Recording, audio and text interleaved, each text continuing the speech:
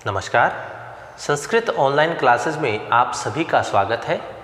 पिछली क्लास में हमने अभिज्ञान शाकुंतलम नाटक के पंचम अंक से कुछ महत्वपूर्ण पद्यों को लेकर के चर्चा की थी। आज हम उसी क्रम को आगे बढ़ाते हुए हमारे आगे के जो पद्य हैं उनको लेकर के हम चर्चा करेंगे। तो आइए शुरू करते हैं। पंचम अंक के अंतर्गत हमारा अगला जो पद्य है वो इस प्रकार से है कि अभ्यक्तम इव स्नातः शुचिर शुचिमिव प्रबुद्धः इव सुप्तम बद्धमिव स्वैरई गति जन्मी है सुख संगिनम अवेही। अब यहाँ कहा गया है, सारद्वत जो है कण्व ऋषि का जो शिष्य है वह कहता है कि सुखम संगिनम जन्म ये है कि विषयोपभोग में होने वाले सुखों में आसक्त लोगों को स्नात अभ्यक्तम इव स्नान किया हुआ तेल लगाए हुए व्यक्ति को जैसा समझता है, शुचि ही असुचिम इव पवित्र अपवित्र को जैसा समझता है, प्रबुद्ध सुप्तम इव जगा हुआ सोए हुए व्यक्ति को जैसा समझता है, स्वरई गति बद्धम और स्वच्छंद गति वाले बंधे हुए को जिस प्रकार से समझता है, इव अवैमी उसी प्रकार से मैं समझ रहा हूँ। सारद्वत जो है वह कहता है कि विषयोपभोग में होने वाले सुखों में आसक्त लोगों को जो स्नान किया हुआ व्यक्ति है वह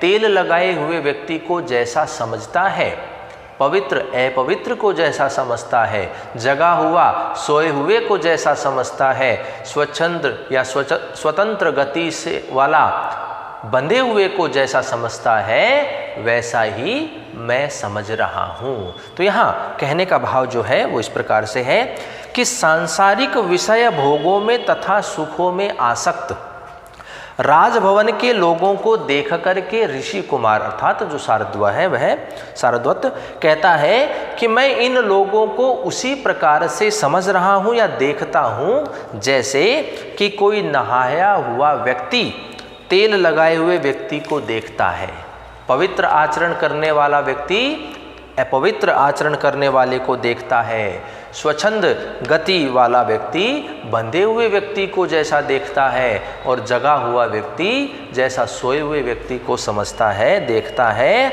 ऐसा ही मैं देख रहा हूँ। तो इसी का वर्णन इस पद्य में महाकवि कालिदास ने किया है।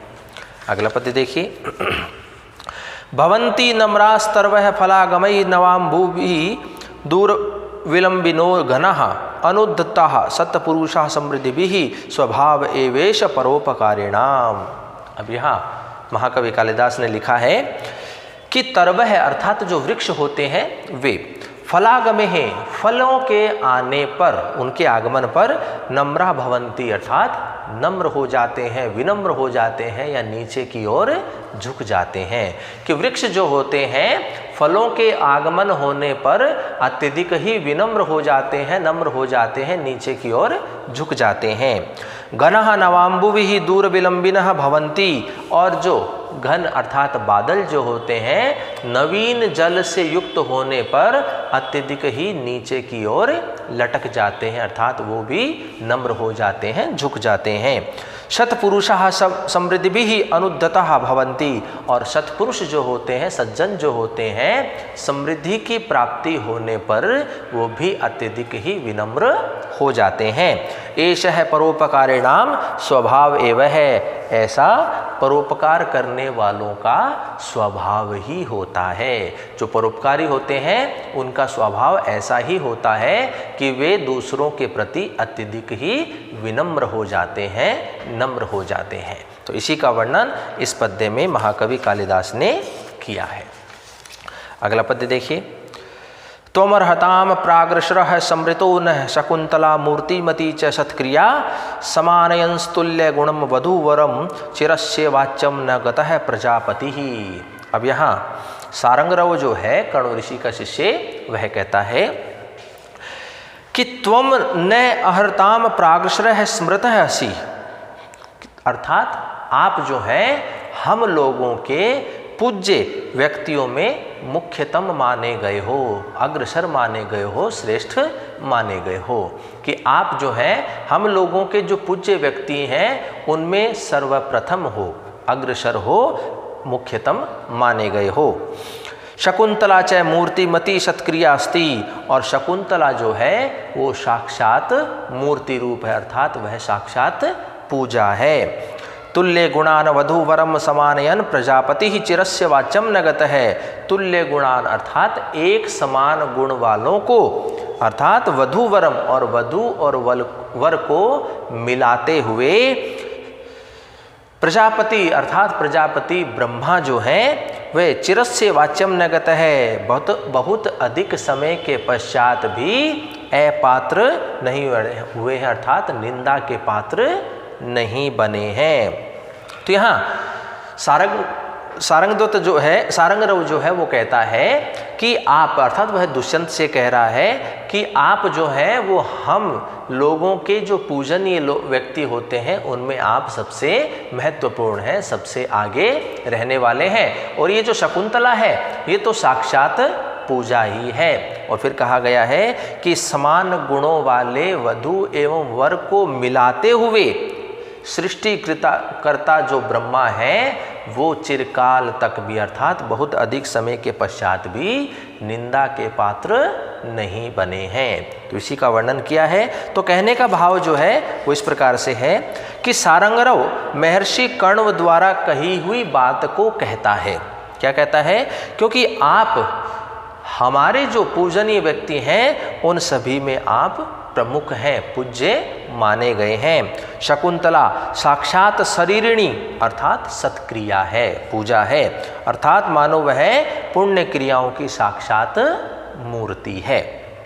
आज मानो ब्रह्मा ने समान गुण वाले वधू और वर को एक जोड़ी बनाकर के बहुत दिनों के बाद अपने को दोषी ठहराए जाने से बचा लिया है। तात्पर्य यह है कि ब्रह्मा पर सदा यह दोष लगाया जाता है कि वह ब्रह्मा कभी भी समान गुणों वालों को एक नहीं बनाता है, उनका वह जोड़ी नहीं बनाता है। लेकिन उनकी यह जो कालिमा है वह अब दूर हो गई है, क्योंकि उसने समान गुण वाले आप दोनों को या आप दोनों का विवाह करवा दिया है।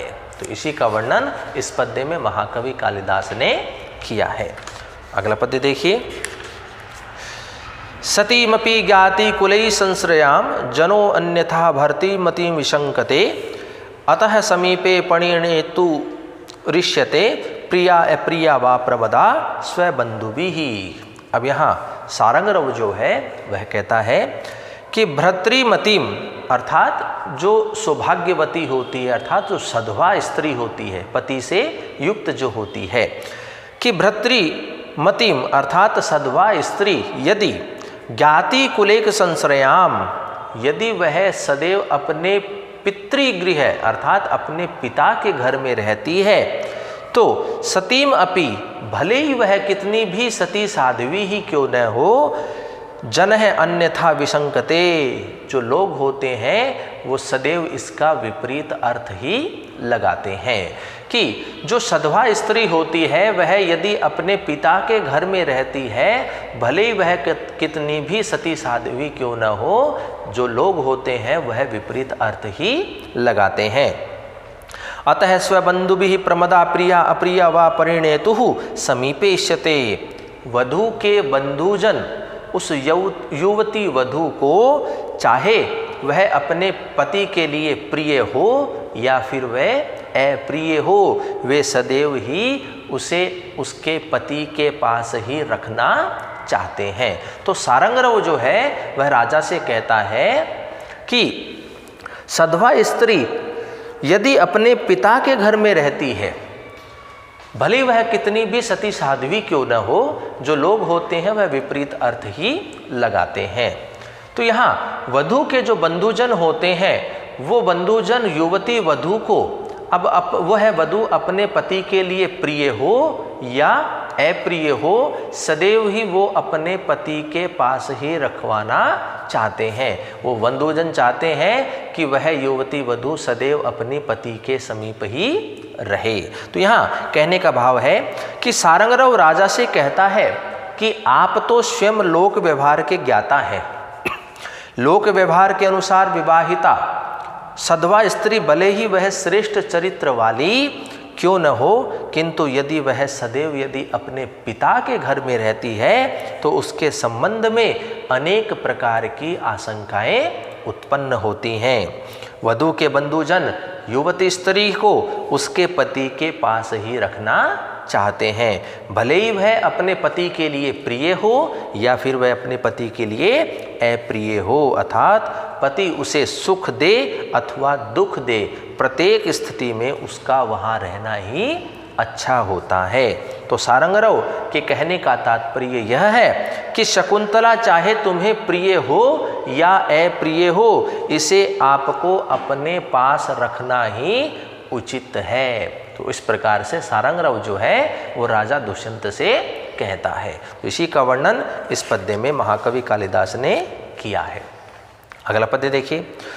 इदम उपनत्यमेवं रूपम क्लिष्ट कांति प्रथम परिगृहितम श्यान वेत्ते वैशयसन भ्रमर इव विभाते कुंद मंदस्तुषारम न च खलु परिभोक्तम नेवम शक्नोमि हातुम। अब यहाँ राजा जो है वह अपने वचनों को कह रहा है, अपना कथन कर रहा है। तो देखिए, एवं उपनतम अर्थात इस प्रकार से प्राप्त हुए, एवं उपनतम इस प्रकार से प्राप्त हुए, इदम अक्लिष्ट कांति रूपम इस निर्दुष्ट सौंदर्य से युक्त कांति वाली या निर्दुष्ट कांति वाले इस सौंदर्य को प्रथम परिगृहितम शात न वा इति, कि मैंने कभी पत्नी रूप में स्वीकार किया था या नहीं किया था, इति अवैषण्यम विभाते, मैं ऐसा निश्चय करने में असमर्थ हूँ, अर्थात मैं ऐसा निश्चय नहीं कर पा रहा हूँ। तो यहाँ राजा जो है वह कहता है कि इस प्रकार से प्राप्त हुए निर्दुष्ट कांति वाले सौंदर्य को, अर्थात इस शकुंतला को मैंने पहले कभी पत्नी रूप में स्वीकार किया था या मैंने नहीं किया था, ऐसा मैं निश्चय नहीं कर पा रहा हूँ।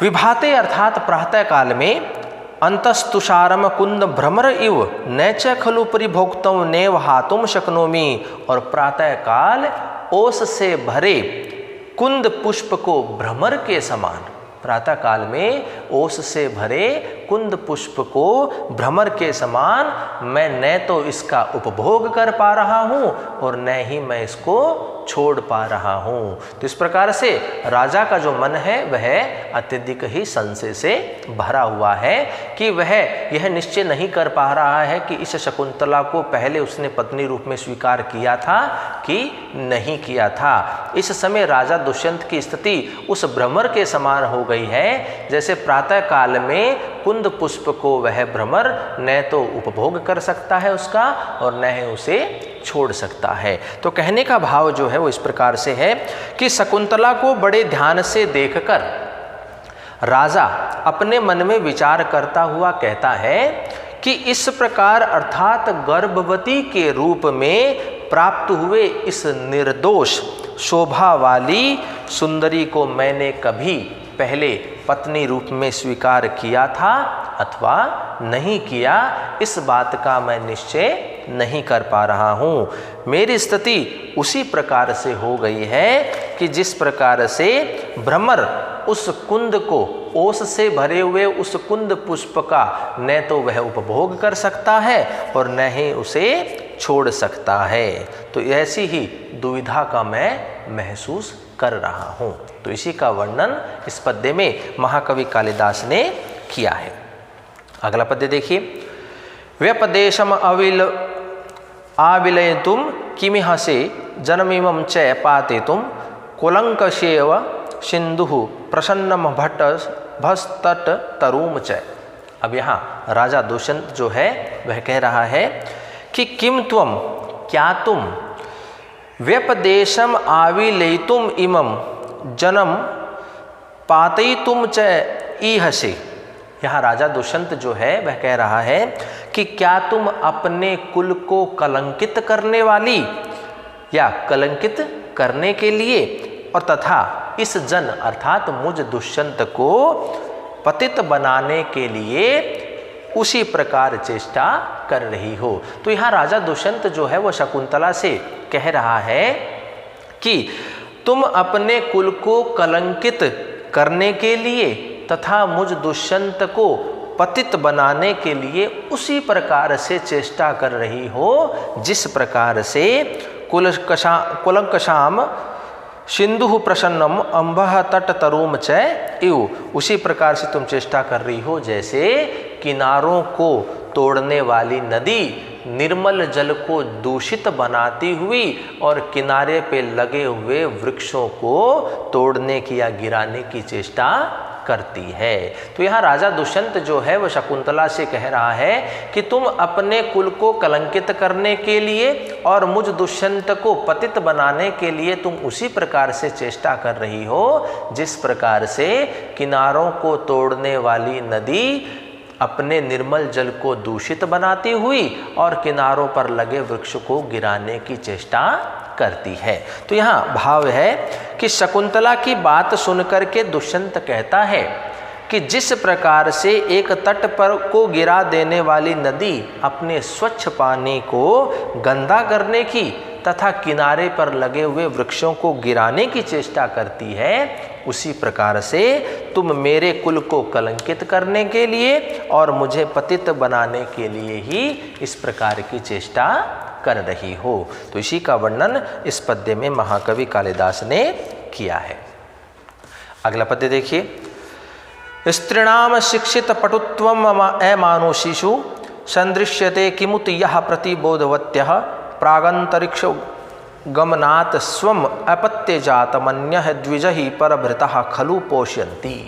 अब यहाँ जो है राजा के द्वारा उदाहरण को प्रस्तुत करते हुए शकुंतला को वचन कहे जा रहे हैं। तो कहता है कि स्त्री नाम अमानुषीषु अपि, स्त्री नाम अर्थात स्त्रियों में, स्त्रियों के मध्य में अमानुषीषु अपि अर्थात मानवीय रूप न होने पर भी अर्थात मनुष्य जाति से भिन्न स्त्रियों में अशिक्षित पटुत्वम सदृश्यते, बिना सिखाए पढ़ाए भी पटुत्व अर्थात चालाकी देखी जाती है।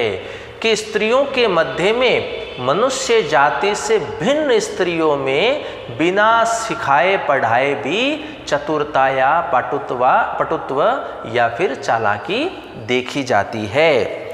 उदाहरण प्रस्तुत करते हुए कहा है कि यह प्रतिबोधवत्यम ताशाम किमुत, और कहा है कि जो पढ़ी लिखी है उसका तो फिर कहना ही क्या है, जो ज्ञानवती स्त्रियां हैं उनका तो फिर कहना ही क्या है। परभृतः खलु अंतरिक्ष गमनात् प्राक शवम अपत्यजातम अन्य द्विजय पोषंती। परभृतः खलु, निश्चित रूप से ही कोयल जो होती है वह अंतरिक्ष गमनात्, अंतरिक्ष में आकाश में उड़ने से प्राक पहले स्वयं अपत्यजातम अपने बच्चों को अन्य द्विजय अन्य पक्षियों के द्वारा अर्थात कौवे आदि के द्वारा पोषयंती अर्थात पालन करवाती है। तो यहाँ राजा दुष्यंत जो है वह कहता है कि स्त्रियों के मध्य में मनुष्य जाति से भिन्न स्त्रियों में भी बिना सिखाए पढ़ाए भी अत्यधिक चतुरता या चालाकी देखी जाती है, और जो स्त्रियां ज्ञानवती है, पढ़ी हुई हैं, सीखी हुई हैं, तो ऐसी इन स्त्रियों का तो फिर कहना ही क्या है। उदाहरण को देते हुए दुष्यंत कहता है कि जो कोयल होती है वह आकाश में उड़ने से पहले अपने बच्चों को अन्य पक्षियों से अर्थात कौवे आदि से पालन करवाती है। तो यहाँ इसी का वर्णन किया गया है। तो यहाँ व्याख्या जो है अर्थात जो भाव जो है वो इस प्रकार से किया गया है कि राजा दुष्यंत स्त्री जाति की स्वाभाविक चतुराई का वर्णन करते हुए कहता है कि स्त्री जाति के मध्य में जो मानवीय स्त्रियां नहीं है अर्थात जो पशु पक्षियों की स्त्री योनि से उत्पन्न हुई है उनमें भी स्वाभाविक चतुरता देखी जाती है। फिर सभी विषयों में तुरंत बुद्धि रखने वाली मानवीय स्त्रियों के विषय में तो फिर कहना ही क्या है। वे तो न जाने कितनी चालाक और तीव्र बुद्धि वाली होती हैं। राजा कहता है कि तुम जानती हो कि कोयल जब आकाश में उड़ने जाती है तो उससे पहले वह अपने बच्चों का पालन पोषण अन्य पक्षियों अर्थात कौवे आदि से करवाती है। तो यहाँ इसी का वर्णन इस पद्य में महाकवि कालिदास के द्वारा किया गया है। अगला पद्य देखिए। अतः परीक्ष्य कर्तव्यम विशेषात संगतः रह अज्ञात हृदय से एवं वैरी भवती सौहृदम। अब यहाँ सारंगरव जो है वह कह रहा है कि अतः संगतम परीक्ष्य कर्तव्यम, इसलिए जो संगति होती है, जो मित्रता होती है, जो प्रणय होता है, वह अत्यधिक ही परीक्षित होने के पश्चात ही करना चाहिए।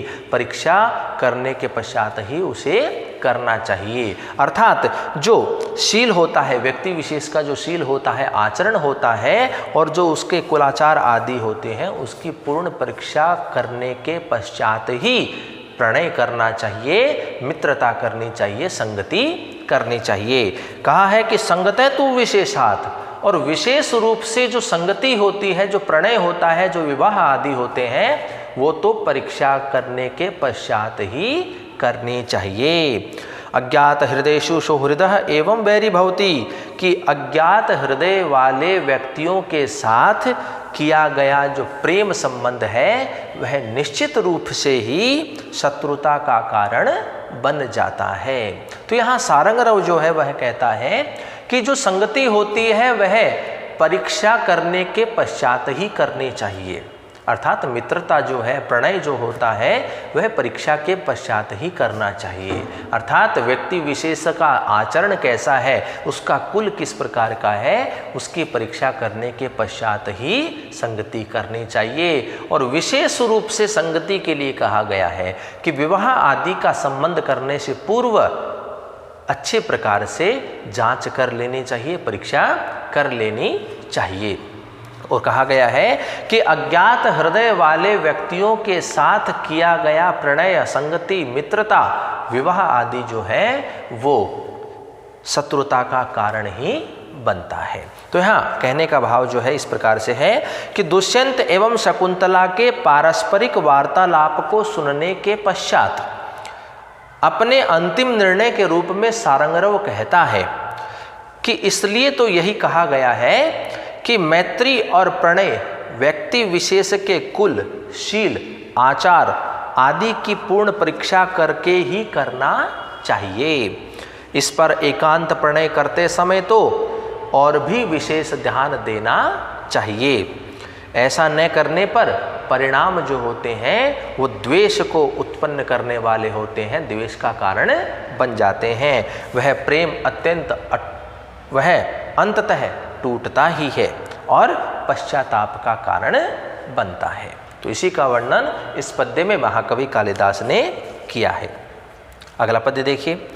आजन्मनः साठ्यम शिक्षितो यः तस्या प्रमाणम वचनम जनस्य पराति संधानमधीयते यई विद्येति ते संतु किलाप्त वाचः। अब यहाँ कहा गया है, सारंगरव जो है वह कहता है कि यह आजन्मन है, कि जिसने जन्म से लेकर के अब तक साठ्यम अशिक्षित है, धूर्तता को नहीं सीखा है, तस्य जनस्य वचन अप्रमाणम, उस व्यक्ति, उस शकुंतला का वचन प्रामाणिक है। कि जिसने जन्म से लेकर के आज तक धूर्तता को नहीं सीखा है, ऐसे उस व्यक्ति विशेष अर्थात शकुंतला के वचन जो हैं वो प्रामाणिक हैं। यही पराति संधान विद्या इति अधीयते, और जिसके द्वारा दूसरों को धोखा देना एक विद्या के रूप में सीखा गया है, ते किल आप्तवाच संतु, क्या वे प्रामाणिक वचन बोल रहे हैं, अर्थात क्या वे प्रामाणिक वचन बोलने वाले हैं। तो यहाँ सारंगरव जो है वह कहता है कि जिसने कभी भी धूर्तता को सीखा ही नहीं, जाना ही नहीं, उस व्यक्ति विशेष के वचन जो हैं वो प्रामाणिक होंगे। और जिसका कार्य ही दूसरों को धोखा देना है, जिसने विद्या के रूप में जिसको सीखा है, क्या अब वो प्रामाणिक बात कहेंगे। तो कहने का भाव जो है वह इस प्रकार से है कि सारंगरव शकुंतला का समर्थन करता हुआ कहता है कि शकुंतला का कथन ही इस संबंध में सही एवं प्रमाणिक है, क्योंकि जन्म से लेकर के अब तक इसके द्वारा छल कपटों को नहीं सीखा गया है, इसके द्वारा सदैव ही छल कपटों से दूर रहा गया है। इस संबंध में राजा के कथन पर विश्वास नहीं किया जा सकता, क्योंकि राजा लोग तो छल कपट आदि को एक विद्या के रूप में ग्रहण करते हैं। उनको यह पढ़ाया जाता है, सिखाया जाता है, जीवन भर वे इसी का ही अभ्यास करते हैं। छल कपट उनकी राजनीति का एक विशेष अंग होता है। इसलिए जिसने कभी छल कपट को सीखा है नहीं, ऐसी उस शकुंतला के वचन ही सही हैं और प्रमाणिक हैं। राजा लोगों का जो वचन है वह प्रमाणिक नहीं माना जाएगा। तो इसी प्रकार का वर्णन इस पद्य में महाकवि कालिदास के द्वारा किया गया है। अगला पद्य देखिए। तदेशा भवतः कांता त्यजवैना गृहाण वा उपपन्ना ही दारेषु प्रभुता सर्वतोमुखी। अब यहाँ शारद्वत जो है वह कहता है कि तत एषा भवतः कांता, तो यह आपकी पत्नी है। तत एषा भवतः कांता, यह आपकी पत्नी है। एना त्यज्वा गृह्णाय वा, आप इसे स्वीकार करें अथवा न करें। ही दारेषु सर्वतामुखी प्रभुता उपपन्ना, निश्चित रूप से ही पत्नी पर पति का ही सदैव प्रभुता मानी गई है। सारंगद्वत जो है वह कहता है कि तो यह आपकी पत्नी है, आप इसे स्वीकार करें या अस्वीकार करें, सचमुच में ही पत्नी पर पति का ही सदैव प्रभुता मानी गई है। तो यहाँ भाव यह है कि शारद्वत राजा से कहता है कि हमें जो कुछ कहना था हमने वो कह दिया है और हमारा अंतिम निर्णय यही है कि यह आपकी पत्नी है। अब आप इसे स्वीकार करें या अस्वीकार करें, क्योंकि पतिजनों का अपनी पत्नी पर सभी प्रकार से ही अधिकार माना जाता है। तो इसी का वर्णन इस पद्य में महाकवि कालिदास के द्वारा किया गया है। अगला पद्य देखिए। यदि यथा वदति क्षितिपस्तथा त्वमसि किम पितुरुत्कुल्या त्वया अथ तु वेत्सि शुचि वृत्तमात्मनः पतिकुले तव दास्यमपि क्षमम्।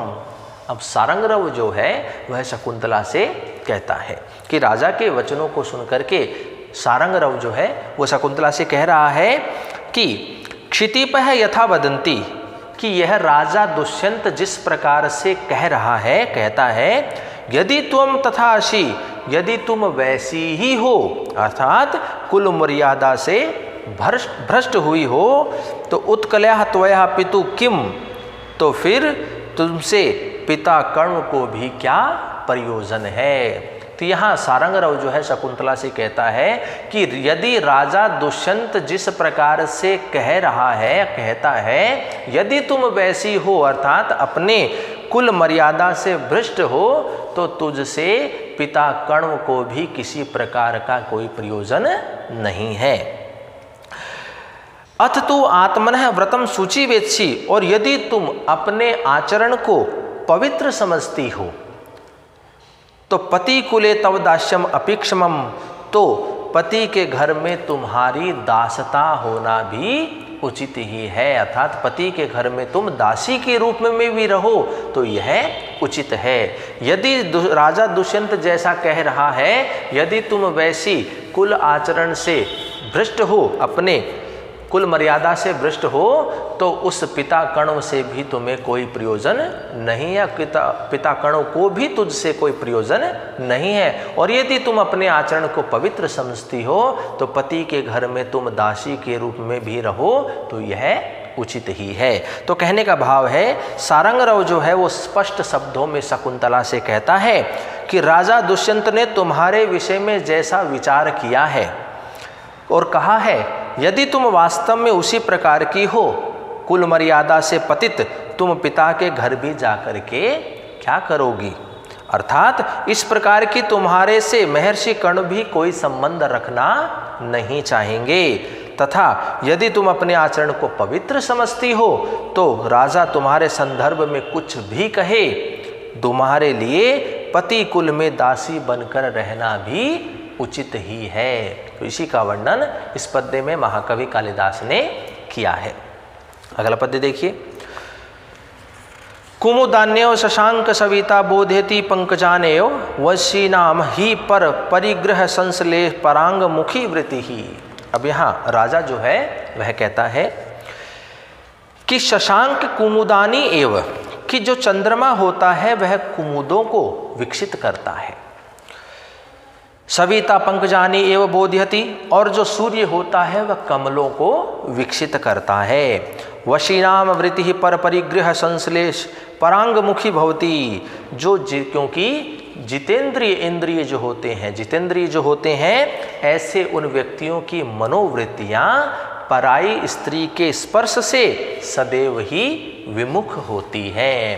कि यहाँ कहता है राजा कि चंद्रमा जो है वो कुमुदनी को विकसित करता है, सूर्य जो है वह कमलों को विकसित करता है, क्योंकि जो जितेंद्रिय होते हैं, जितेंद्रिय व्यक्तियों की जो मनोवृत्तियां होती हैं वह पर स्त्री के अर्थात पराई स्त्री के स्पर्श से सदैव ही विमुख होती है। तो यहाँ राजा के कहने का भाव है कि चंद्रमा कुमुदनियों को विकसित करता है, कमलों को नहीं, और सूर्य कमलों को विकसित करता है, कुमुदनियों को नहीं, क्योंकि जितेंद्रिय पुरुषों की मनोवृत्ति सदैव ही पराई स्त्री के स्पर्श से विमुख रहती है। अर्थात जितेंद्रिय पुरुष पराई स्त्री को स्पर्श करने तक की इच्छा नहीं करते। राजा के कहने का भाव है कि मैं भी उस शकुंतला को कभी स्वीकार नहीं करूँगा, वह मेरे लिए पर स्त्री है, जिसे स्पर्श करना मेरे लिए पाप है। तो इसी का वर्णन इस पद्य में महाकवि कालिदास के द्वारा किया गया है। अगला पद्य देखिए, जो कि पंचम अंक का अंतिम पद्य है। कामम प्रत्यादिष्ठाम स्मरामि न परिग्रहम मुनेस्तनयाम बलवत्तु दूयमानम प्रत्यायतवीव माम हृदयम। अब यहाँ राजा जो है वह कहता है कि कामम प्रत्यादिष्ठाम मुने तनया परिग्रहम न स्मरामि, कि भले ही मेरे द्वारा परित्याग की हुई मुनि कण्व की यह पुत्री शकुंतला को अपनी विवाहिता पत्नी के रूप में स्मरण नहीं कर पा रहा हूँ। भले ही मेरे द्वारा परित्याग की हुई मुनि कण्व की यह पुत्री शकुंतला मेरे द्वारा पत्नी रूप में स्वीकार की गई है, ऐसा मैं स्मरण नहीं कर पा रहा हूँ, तू फिर भी बलवत दूयमानम हृदय माम प्रत्यायति इव, फिर भी अत्यधिक दुखी हुआ हृदय वाला मैं हृदय मुझे मानो यह विश्वास दिला रहा है कि यह मेरी पत्नी ही है, कि मैं इस बात को स्मरण नहीं कर पा रहा हूँ कि मेरे द्वारा इस शकुंतला का परित्याग किया गया है और इसे पहले पत्नी रूप में स्वीकार किया गया है, लेकिन मेरा हृदय जो है वह मुझे ऐसा विश्वास दिला रहा है कि यह शकुंतला जो है यह मेरी ही पत्नी ही है। तो यहाँ कहने का भाव है कि शकुंतला पुरोहित एवं प्रतिहारी के चले जाने के पश्चात विक्षुब्ध हृदय राजा सोचता है कि यद्यपि यह मैं स्मरण नहीं कर पा रहा हूँ कि मैंने कभी इस मुनि कन्या शकुंतला के साथ विवाह कर इसे पत्नी रूप में स्वीकार किया था, फिर भी बहुत अधिक व्यथित हुआ मेरा जो हृदय है वह मानो मैंने उसके साथ विवाह किया है, इस प्रकार से मुझे विश्वास दिला रहा है। तो इसी का वर्णन इस पद्य में महाकवि कालिदास ने किया है। तो आज हमने जो हमारा अभिज्ञान शाकुंतलम नाटक है उसका जो पंचम अंक है उसको हमने पूर्ण कर लिया। इससे संबंधित जो हमारे महत्वपूर्ण पद्य हैं उनको लेकर के आज हमने चर्चा की। आगे का जो हमारा छठा अंक है और उससे संबंधित जो हमारे पद्य हैं उनको लेकर के चर्चा हम अगली कक्षाओं में करेंगे। तो आज के लिए इतना ही, धन्यवाद।